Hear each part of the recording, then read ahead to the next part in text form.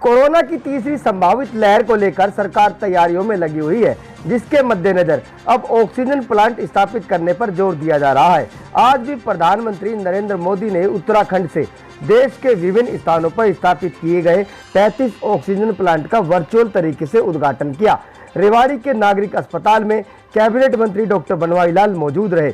Doctor Banwari Lal ने कहा कि कोरोना की दूसरी लहर में ऑक्सीजन के अभाव में मरीजों ने अपनी जान गंवा दी, इसीलिए संभावित तीसरी लहर से पहले ऑक्सीजन के मामले में देश आत्मनिर्भर बनने की दिशा में आगे बढ़ रहा है।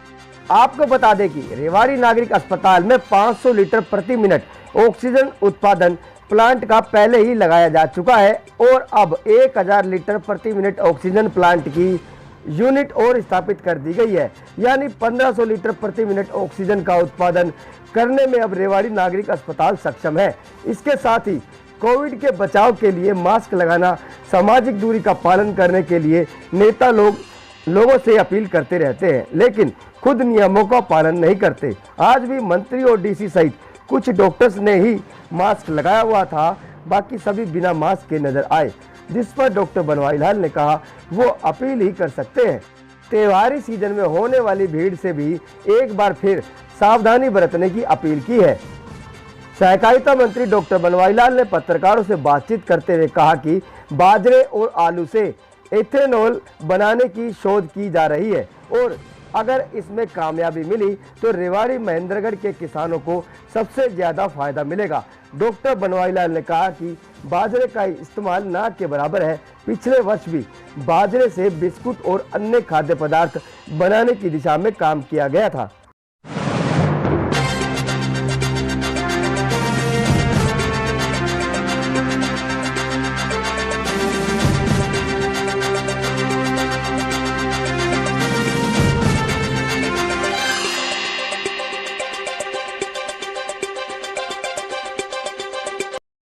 आज देश के यशस्वी प्रधानमंत्री माननीय नरेंद्र भाई मोदी जी द्वारा देश के अंदर लगभग 35 पीएसए ऑक्सीजन प्लांट का जो आज उद्घाटन हुआ है, उसी मौके पर हम सब इकट्ठे हुए थे। और सबसे पहले मैं देश के प्रधानमंत्री नरेंद्र भाई मोदी को बहुत बहुत बधाई और धन्यवाद भी करता हूं कि उन्होंने कोरोना की इस घड़ी को देखते हुए देश के अंदर ऑक्सीजन को एक तरह से आत्मनिर्भर बनने का मौका दिया है और देश के अंदर इतने ऑक्सीजन प्लांट दिए हैं, तो उसके लिए मैं उनको बहुत बहुत बधाई देता हूं। क्योंकि पिछली जो हमारी वेव्स आई, पहली वेव के अंदर तो ऑक्सीजन की हमें कोई किल्लत नहीं हुई, लेकिन दूसरी वेव के अंदर ऑक्सीजन की काफ़ी किल्लत हुई। और उसी को देखते हुए जिस तरह से बीमारी के टाइम में ऑक्सीजन को दूसरे जगह से लाकर यहाँ ट्रांसपोर्ट करना एक बड़ी चुनौती थी, और उसी को देखते हुए अब सभी ज़िलों में ऑक्सीजन प्लांट लगाए गए हैं। और हमारे ज़िले में भी 500 का पहले लग चुका है यहाँ, और आज 1000 लीटर पर मिनट की जो प्रोडक्शन की कैपेसिटी का जो ऑक्सीजन प्लांट लगा है, इससे मुझे पूरा विश्वास है कि अगर तीसरी लहर आती है और ऑक्सीजन की कोई ज़रूरत पड़ती है तो हम पूरी तरह सक्षम हैं। डेंगू भी देखो, ये जो डेंगू है, मलेरिया, ये सीजनल बीमारियां हैं, और उसके लिए ऐसा हमारा जो स्वास्थ्य विभाग है समय समय पर फॉगिंग करवाता है, सफाइयां करवाता है, लोगों को एजुकेट करता है कि भाई कूलर का पानी चेंज करते रहें और भी मच्छरदानी वगैरह लगाएं। तो ये सारी सुविधाएं हमारा विभाग करता रहता है। और फिर भी कोई दिक्कत आती है तो सर्वे होती है, बुखार वगैरह, फीवर सर्वे वगैरह होती है, और उसमें स्लाइड्स वगैरह बनाई जाती हैं, टेस्टिंग होती है, और अगर कोई केस आता तो उसका ट्रीटमेंट प्रॉपर किया जाता है। डॉक्टर साहब, अभी सर में मील थी, उनको लेकर बैठक हुई थी, तो क्या कुछ उसमें निकल कर आया? देखो, हम पिछले साल भी हमने मीटिंग ली थी, क्रशिंग सीजन से पहले हम मीटिंग लेते हैं, और उसमें हम ये तैयारी का जायज़ा लेते हैं कि जो शुगर मिल का जो क्रशिंग शुरू होता है, उससे पहले मिल की मेंटेनेंस अच्छी तरह हो जाए।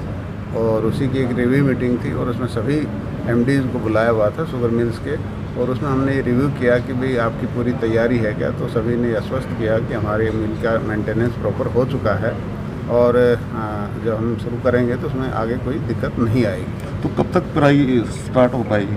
ये अलग अलग मिलों का अलग अलग डेट दी हुई हैं। सबसे पहले मेरे ख्याल 26 अक्टूबर को पलवल की शुरुआत है और नवंबर के सेकंड वीक तक पूरी की पूरी शुगर मिल्स हमारी स्टार्ट हो जाएंगी। और जिस तरह से पिछले साल किसानों को किसी तरह की कोई दिक्कत नहीं आई गन्ने की पेराई में, पेमेंट में, उसी तरह आगे भी मैं आपको आश्वस्त करता हूं कि जो हमारे प्रदेश के गन्ना उत्पादक हैं उनको किसी तरह की कोई दिक्कत नहीं है। सिर्फ आलू और बाजरे के ग्लूकोज पे भी शोध की बात कही गई है। हाँ, मैंने कहा था कि भाई अगर मान लो बाजरे से भी अगर इथेनॉल बनता है तो उस पर भी स्टडी की जाए और विभाग ने कहा कि हम इस पर स्टडी करते हैं। अगर ऐसा बनता है तो हमारे दक्षिणी हरियाणा के लिए खासकर बहुत अच्छा होगा कि अगर इथेनॉल बनता है तो हमारा जो बाजरे की जो कंजम्पशन है, आपको पता है कि खाने में तो बहुत कम यूज़ होता है और भी कोई इसका यूज़ है नहीं। हमने पिछली बार भी बिस्किट वगैरह बनाने के लिए भी बाजरा यूज़ किया है और इसी दिशा में अब इथेनॉल भी अगर बनता है तो इथेनॉल भी बनाएंगे ताकि हमारा जो बाजरा कंज्यूम हो जाए। बाजरे की खरीद नहीं की जा रही थी। बाजरे की खरीद सरकार ने एक भावांतर योजना शुरू की है, लेकिन फिर भी माननीय मुख्यमंत्री जी से हमने बात की थी कि भाई इस तरह से किसानों का मतलब जो हम 2250 रुपये दे रहे हैं वो पूर्ति नहीं होगा। तो माननीय मुख्यमंत्री जी ने कहा है कि भाई हम देख रहे हैं कि अगर मान लो भाव कम आता है तो 25% तो हम खरीदेंगे, 25% बाजरा खरीदेंगे और उनमें हमारा रेवाड़ी और महेंद्रगढ़ जो ज़िला है उसको प्रायोरिटी पर लिया गया है, उसमें बाजरा खरीदेंगे और फिर भी अगर कम होता है तो फिर सरकार सोचेगी। कल भी यहाँ पर एक प्रदर्शन हुआ, 50 रुपये नहीं खरीद रहे हैं, कम रेट में खरीदा जा रहा है। 2250 1200-1300 का भाव मिल रहा है उनको लगभग। मैं यही तो कहा है कि देख रही सरकार देखेगी कि बाजरे का भाव गिरने नहीं देंगे, उसमें हम 25% सरकार खरीदेगी और उसके बाद भी देखेंगे क्या होगा। मतलब आप एक लास्ट है, लगातार आप हिदायत देते रहते हैं। अभी अब अगर इस समारोह की बात कर ले जो कार्यक्रम चल रहा था, आपके और डीसी साहब के अलावा सभी के सभी ने जो है मास्क नहीं पहन रखा। भाई हम अपील ही तो कर सकते हैं, हम अपील करते हैं जब जहाँ भी असर नहीं हो रहा तो असर नहीं होता तो उसका नुकसान भी तो होता है ना। तो मैं तो यही अपील ही कर सकता हूँ कि हमें जो आगे जो त्यौहार आ रहे हैं और भीड़ भाड़ का इलाका रहेगा तो उसमें जाएं तो मास्क लगा के जाएं और थोड़ा डिस्टेंस का पालन करें ताकि अगर बीमारी आती है तीसरी लगता है कि हमारे ख्याल से वैक्सीनेशन काफ़ी अच्छी होगी हमारे प्रदेश के अंदर, तो मेरे को लग नहीं रहा आएगी, लेकिन अगर आती है तो हमें सावधान रहना चाहिए। डीएपी की भी लिए सर लंबी लंबी कतारें लगी पड़ी। डीएपी की अभी हमने बात की थी, आज रैक लग रहा है 1000 मीट्रिक टन का और आने के बाद कोई दिक्कत नहीं रही।